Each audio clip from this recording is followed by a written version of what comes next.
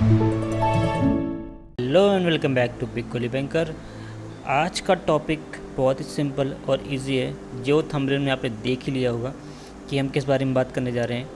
कुछ question answers हैं जो बार बार पूछे गए हैं कमेंट बॉक्स में, डीएम में, इंस्टा पे और टेलीग्राम चैनल पे भी। सो ये सारे क्वेश्चन बहुत रिलेवेंट हैं जिनका आंसर मुझे लगा देना चाहिए, क्योंकि ये क्वेश्चंस सभी के दिमाग में एक बार ज़रूर आता है कि नेक्स्ट सीबीयू की वैकेंसी कब आएगी, या फिर वर्क प्रेशर कैसा रहता है, वर्किंग टाइमिंग क्या है, प्रोविजन पीरियड कितना है। तो ये सारी चीज़ें सबके दिमाग में रहती हैं जो भी ज्वाइन कर रहा है या पढ़ रहा है। सो वीडियो आगे बढ़ाने से पहले एक बार मैं बता दूं कि हमने लास्ट वीडियो में क्या क्या किया था। सैलरीशिप वाला वीडियो आपको पहले देखना है, उसके बाद ये अलाउंसेस वाला देखना है। प्लस इसमें जो भी वीडियो आपको स्क्रीन पे दिख रहे हैं उन सभी के डिस्क्रिप्शन में लिंक मिल जाएगा, तो आप उसके अकॉर्डिंग देख सकते हैं जो भी आपका इंटरेस्ट है। सो बढ़ते हैं वीडियो की तरफ। सबसे पहले बात कर लेते हैं वर्क टाइमिंग और वर्क प्रेशर के बारे में। यहाँ पे मैंने दो इमेजेस दिखाई हैं, एक में ये बहुत काम कर रहा है, ये आराम से सो रहा है। सो इसका रिप्रेजेंटेशन ये है कि अगर आप पूछते हो कि यार ये एसबीआई सीबीओ में या पीओ में या कोई भी जॉब में या बैंक की जहाँ पे वर्क प्रेशर और टाइमिंग क्या रहता है, तो ये डिपेंड करता है कि आपकी ब्रांच कौन सी है, आपका बॉस कैसा है, आप हैंडल कर पा रहे हो प्रेशर या नहीं कर पा रहे हो। क्योंकि प्रेशर तो है, ऐसी कोई भी जॉब नहीं है जहाँ पे हैज़ार्ड नहीं है, जहाँ पे प्रॉब्लम्स नहीं हैं। सो इस जॉब में भी वही दिक्कत है। एसबीआई बड़ा बैंक है, बाकी बैंक से तो यहाँ पे काम भी ज़्यादा है, कस्टमर बेस भी ज़्यादा है और फुटफॉल भी ज़्यादा है।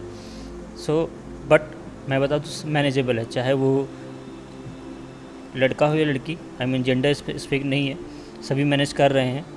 बहुत सारे लेडीज़ हैं जो चीफ मैनेजर लेवल पे भी हैंडल कर रही हैं चीज़ों को, जो मैं पर्सनली अप्रिशिएट करता हूँ उनको। और बहुत सारे जेंट्स भी हैं जो अच्छा काम कर रहे हैं। कुछ कई बार होता है आपको वर्क प्लेस में नेगेटिव पीपल मिल जाते हैं, पर उसका मतलब ये नहीं है कि आपको उनके साथ काम ही करना है हमेशा। तो आपका माइंडसेट कैसा है, सबसे पहले वो डिसाइड करेगा कि आप वर्क प्रेशर कैसे हैंडल करोगे। अगर स्किल 1 और 2 की ब्रांचेस है तो मोस्टली जल्दी फिनिश हो जाता है वर्क। 3 और 4 में थोड़ा ज़्यादा काम रहता है, पर वो भी डिपेंड करता है कि अगर टीम अच्छी है तो वो भी हो जाता है।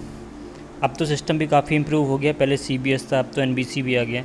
सो ये चीज़ें काफ़ी इम्प्रूव कर रहे हैं बैंक लेवल पे, तो काम भी थोड़ा इम्प्रूव होता है, टाइम कम लगता है। जो चीज़ पहले 15 मिनट में होती थी वो 3-4 मिनट में हो जाती है।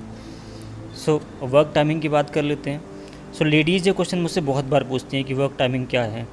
तो वर्क टाइमिंग के बारे में बता दूं कि अगर आप सुबह 9-9:30 बजे लॉगिन करते हो या 9:45 तक भी लॉगिन करते हो, तो मोस्टली लोग 7 तक चले जाते हैं। और लेडीज़ के केस में कोई भी वैसे भी नहीं रोकता है, पर कभी कभी ऑडिट है या कोई और इशू है या कुछ ऐसा यार अर्जेंट है जो उनकी आईडी से ही हो सकता है, तब थोड़ा रुकना पड़ सकता है।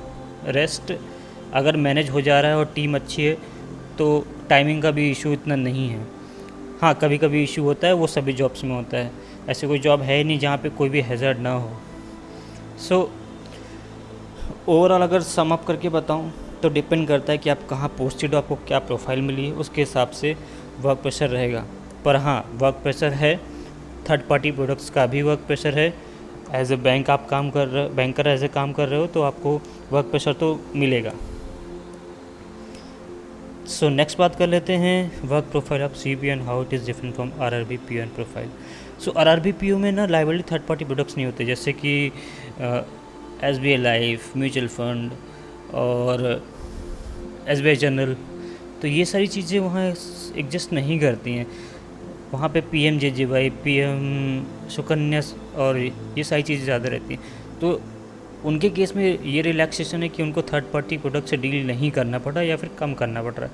बट जहाँ पे पीएसयूज़ हैं, जहाँ पे कोई भी बड़ी बैंक है जो ओवरऑल डील करती है, तो उनके केस में उन सबको तीनों चीज़ों से डील करना पड़ता है, चाहे वो लायबिलिटी थर्ड पार्टी प्रोडक्ट्स हों या फिर बैंक के कुछ अलग वर्क जो रेगुलेटरी नॉर्म से रिलेटेड है वो सारे करने पड़ते हैं।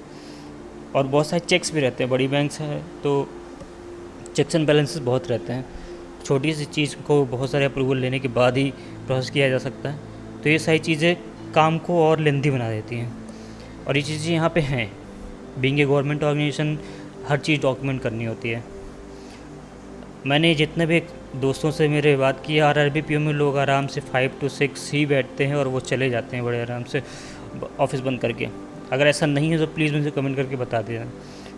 तो but in case of PO और CBO और any other bank where people are working at officer level और PSU हैं, तो उनको अच्छे से पता चल जाता है कि हाँ यहाँ टाइमिंग का इशू होगा। 7-7:30 तो लोग बैठते ही हैं। तो ये डिफरेंस है। अगर आप RRBPO में काम कर रहे हो, अपनी फैमिली के साथ वेल सेटल्ड हो, तो मुझे नहीं लगता आपको CBO में ज्वाइन करना चाहिए। ये भी क्वेश्चन मुझसे कई बार पूछा गया था कि अगर वेल सेटल्ड हैं और RRBPO में हैं तो ज्वाइन करना चाहिए नहीं। तो मैं ये कहूँगा कि अगर आप वर्क लाइफ बैलेंस देखोगे RRBPO का और बाकी PSU या किसी बड़ी बैंक का, तो आपको बहुत डिफरेंस नहीं मिलेगा। सिर्फ टाइमिंग का डिफरेंस मिलेगा, वर्कलोड थोड़ा ज़्यादा रहता है, बाकी सारी चीज़ें तो सिमिलर ही हैं। सो अब आगे बढ़ते हैं कि ये वैकेंसी कब आएगी। लोग इतनी बार ये क्वेश्चन पूछे हैं, पर एक चीज़ समझनी है हमें कि जब तक करंट बैच की ज्वाइनिंग नहीं हो जाती तब तक बैंक को पता नहीं चलेगा कि कितने लोग ज्वाइन कर रहे हैं या नहीं कर रहे हैं, या कितनी वैकेंसीज अभी भी उनकी एग्जिस्टिंग वैकेंसी से कम है। तो क्या वो फिल करने के लिए ही वो नेक्स्ट वैकेंसी आउट करेंगे। सो मोस्टली दिसंबर 2024 तक नई वैकेंसीज आ जानी चाहिए, क्योंकि जैसे ही ज्वाइन कर लेंगे उनके पास एक डेटा होगा कि हाँ इतने लोग ज्वाइन कर रही हैं।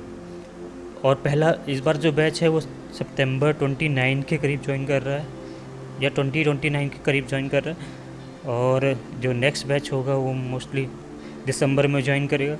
सो इसके बाद ही हम नई वैकेंसी का सोच सकते हैं।